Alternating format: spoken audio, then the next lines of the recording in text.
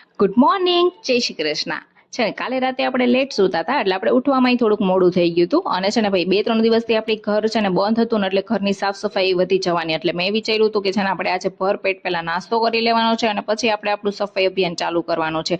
એટલે મેં સરસ મજાના બટેટા પૌવા બનાવી નાખ્યા હતા. અને છે ને કોણ મારા જેવું છે જેને લીંબુ અને ખાંડ વગરના બટેટા પૌવા ભાવે જ નહીં. પછી નાસ્તો કરી અને જો આ કપડાનો ઢગલો છે ને પહેલા તો મારે છે ને આ કપડાનો ઘાણો જ કાઢવાનો છે. એટલે પહેલા બધા જ કપડાં પલાળી નાખ્યા હતા અને પછી બધા ધોઈ અને નીચે સુકાઈ એવી હતી, અડધા ઉપર સૂકવી દીધા હતા.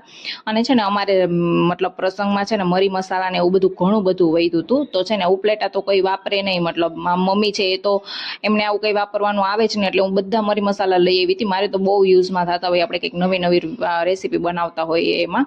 પછી છે ને મારા પપ્પા બી મારા ઘરે આવ્યા હતા. તો બસ જો મેં લીંબુ શરબત બનાવી નાખ્યું હતું અને પછી થોડા ઘણા વાસણ કરવાના હતા તો એ કરી નાખ્યા હતા. અને છે ને પ્લેટફોર્મની સાફ સફાઈ કરવાની હતી તો એ સાફ સફાઈ કરી, ઉપરથી રસોડું સાફ કર્યું ને એવું બધું ઘણું બધું ઘરનું એવું કામ હતું કે છે ને મને એવું લાગતું હતું કે ભાઈ હું છે ને 15-20 દિવસ માટે છે ને બહાર ગઈ છું ને એટલી સફાઈ વધી ગઈ હતી. પછી છે ને ચા બનાવી હતી અને સાંજે છે ને જમવામાં છે ને ભાઈ બીજા એક ભાઈ છે મારા, એ બી આવ્યા હતા. એટલે સરસ મજાનું જો સેવ ટમેટાનું શાક બનાવ્યું હતું, ભીંડા બટેટાનું શાક બનાવ્યું હતું, ખીચડી બનાવી હતી, રોટલી બનાવી હતી. અને છે ને અમે બધા જમવા બેસી ગયા હતા. અને અમારી દાદાના હાથમાં દહીં આવી ગયું હતું. એટલે તમે ભાઈ જોઈ જ શકો છો એને દહીંનો શું ઉપયોગ કર્યો છે એ. તો બસ મળી આવતીકાલે એક નવા બ્લોગ સાથે. ત્યાં સુધી બધાને જય બજરંગબલી, બાય બાય. અને અહીં સુધી આવ્યા છો ને તો મારી ચેનલને સબસ્ક્રાઇબ કરીને જાજો, એક સરસ મજાની લાઈક કરી દેજો અને